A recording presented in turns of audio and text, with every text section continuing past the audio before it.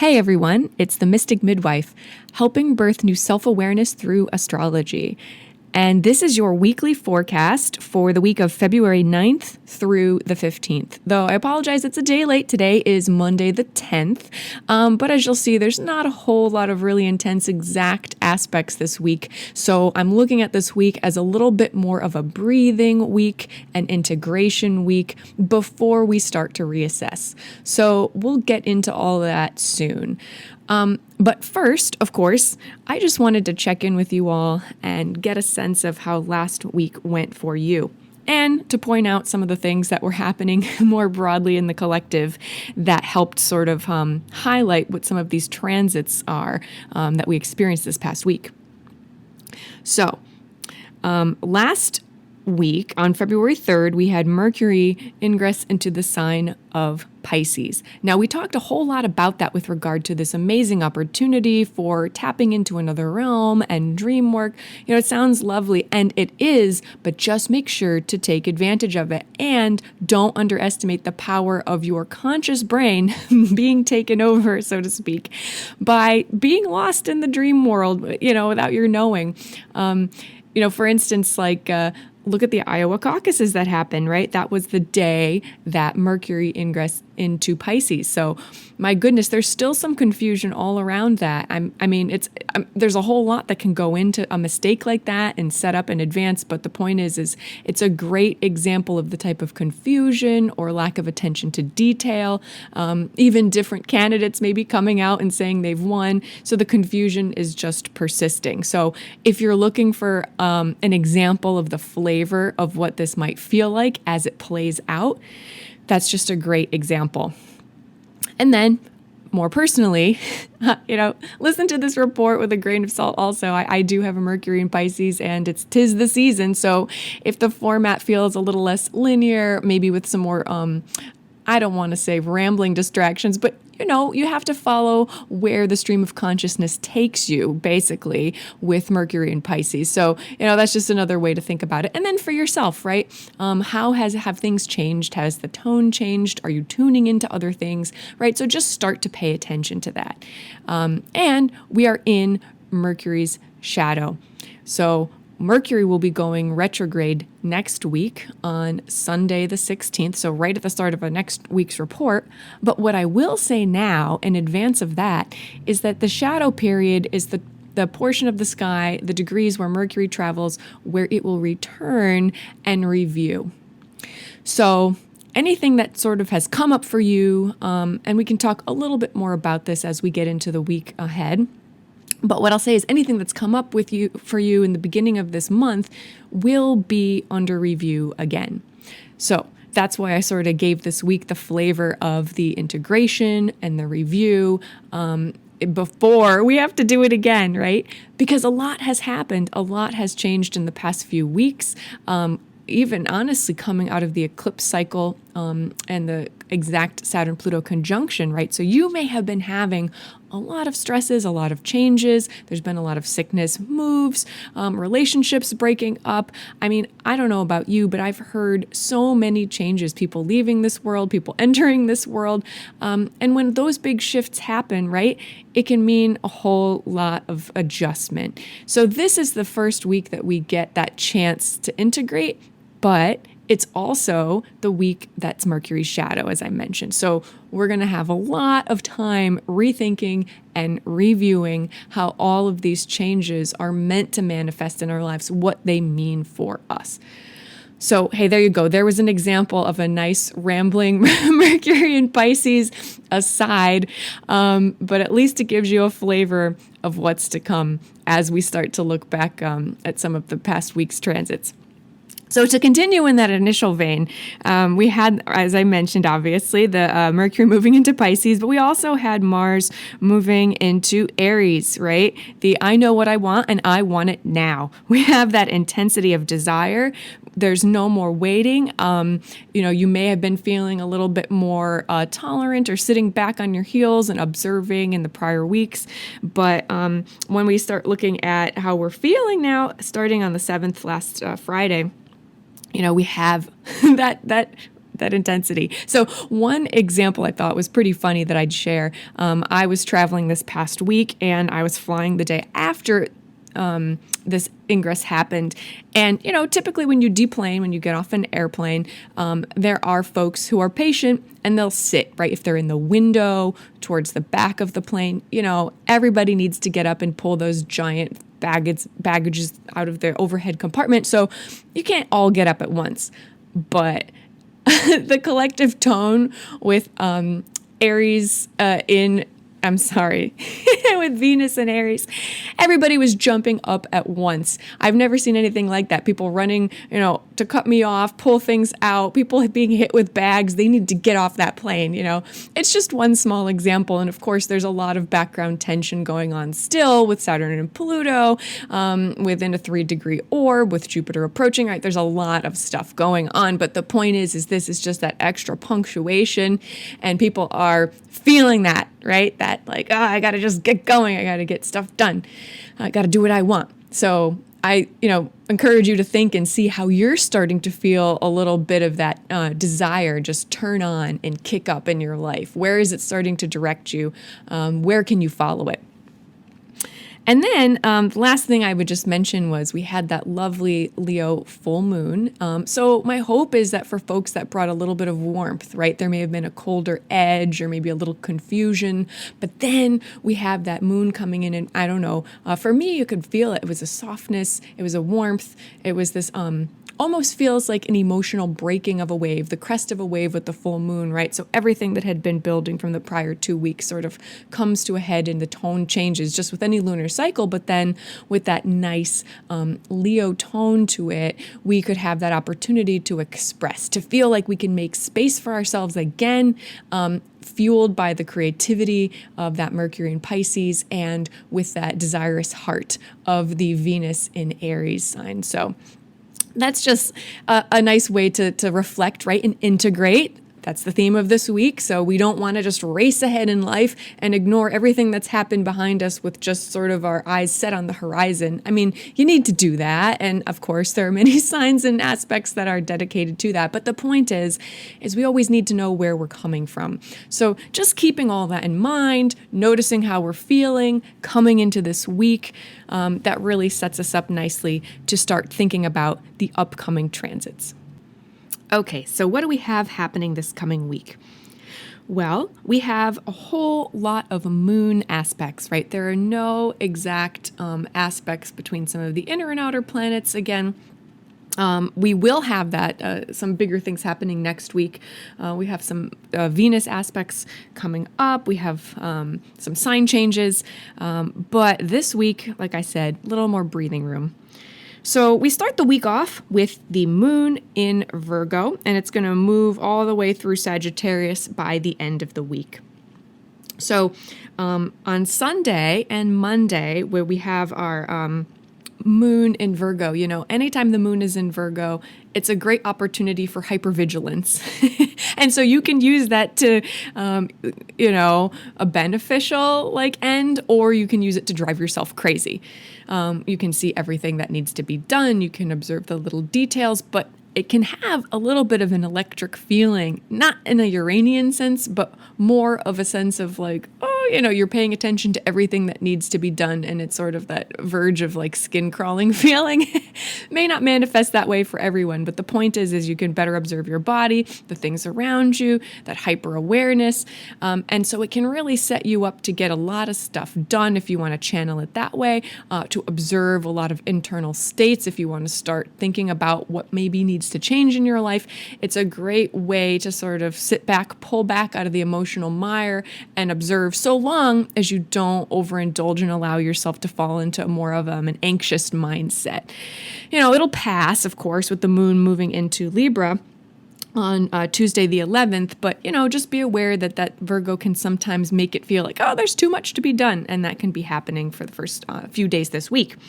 The other thing is that on Sunday and Monday, with Venus now in Aries, it is conjunct Chiron. So as we know, Chiron is sort of that place that can almost feel at first like a blind spot, right? It's this part of us that's wounded, and it's so inherent to who we are that it's sometimes hard to see. And once we see it, right, we learn this amazing capacity to heal.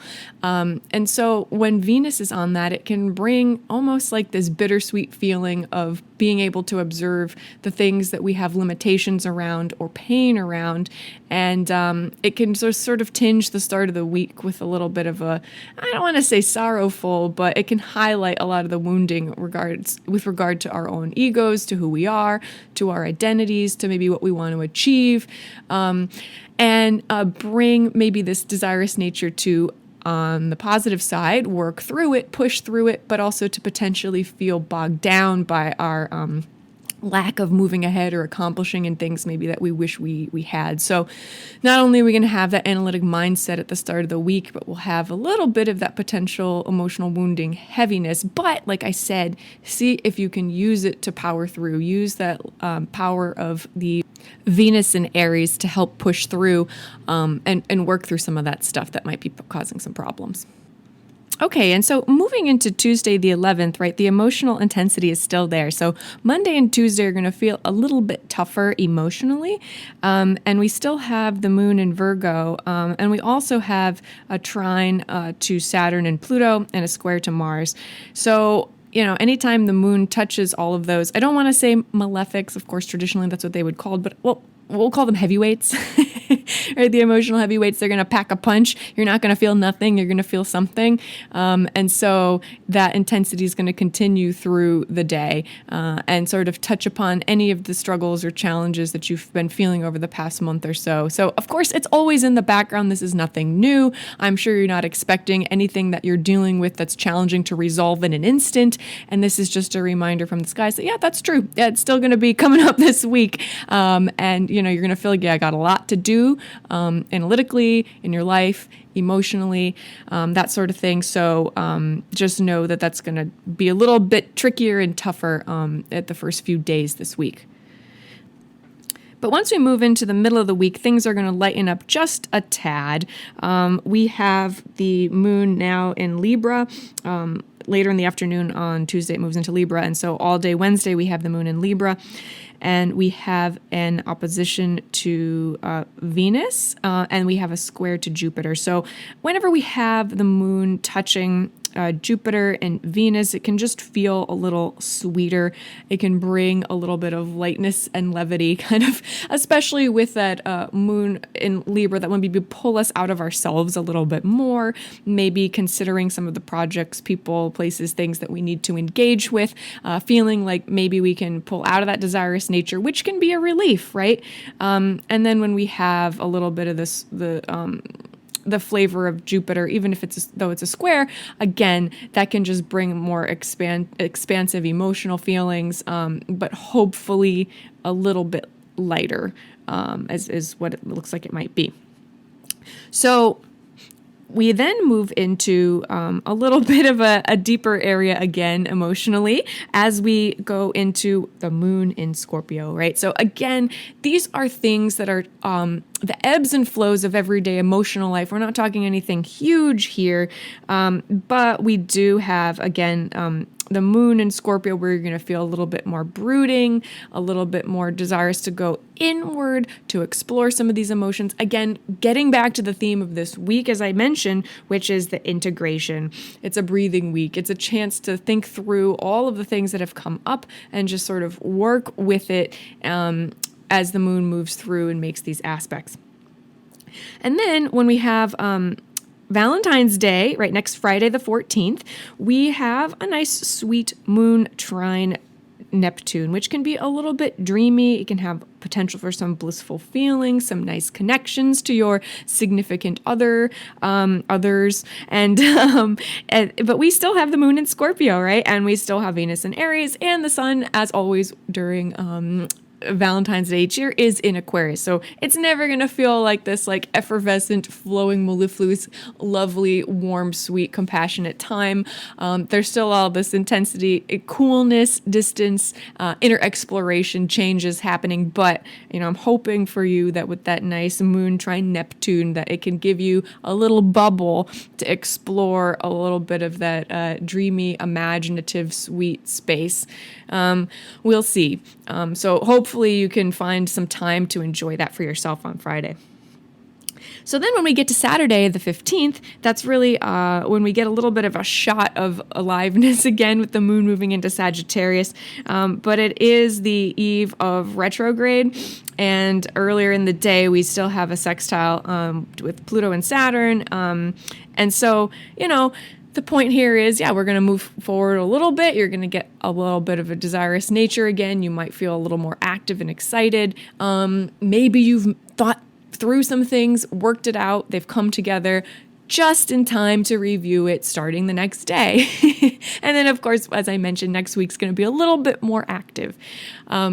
So as you can see for this week, nothing major, but a lot of opportunities for integration, for thinking through what you're interested in, maybe moving through some challenging to-dos at the start of the week, and then being hit a little bit more emotionally towards the end of the week to start to integrate and really think through some stuff. So, use this time to integrate. I figured I'd take just a minute to say, well, what is integration? What does it mean? You might hear it all the time, similar to hearing transformation and rebirth, right? They're such broad terms. They're important terms. They're relevant terms, but they mean a lot of different things to different people. But in essence, they always feel the same. So I wanted to take a minute to just dive down a little bit more into the concept of integration. So as we started at the top of this report, we mentioned that understanding where we came from, just being self-aware, thinking about how we feel, those are great places to start with integration, right? We don't want to be these mindless little capsules of human, talk about Aquarius season, just sort of moving through the world, not paying any attention to really how we're feeling, what we're doing, but just actively reacting.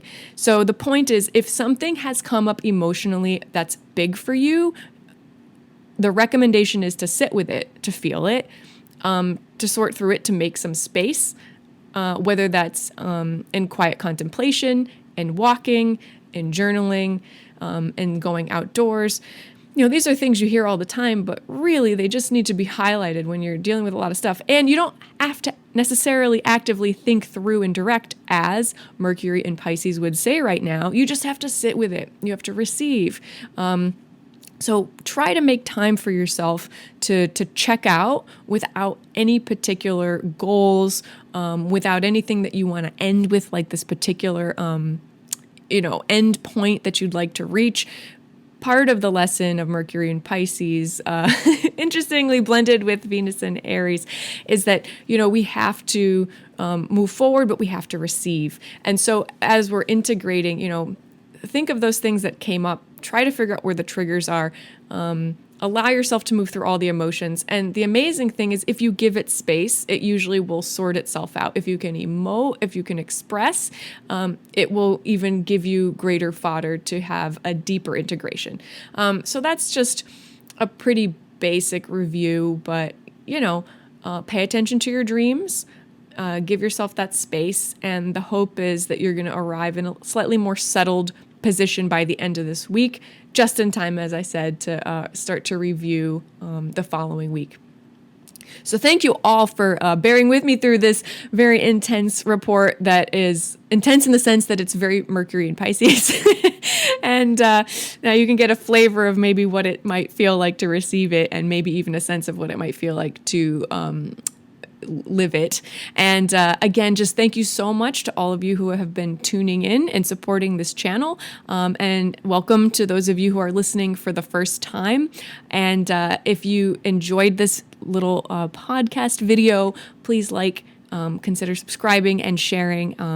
And it will be wonderful to connect with you again next Sunday. Though, fair warning, I'm flying next Sunday again, and it's a Mercury retrograde day, so I may be a little late to post again. Fingers crossed that won't happen, but just a heads up. And I look forward to connecting again soon and reviewing the stars with you then. And until then, have a lovely week. All right, bye-bye.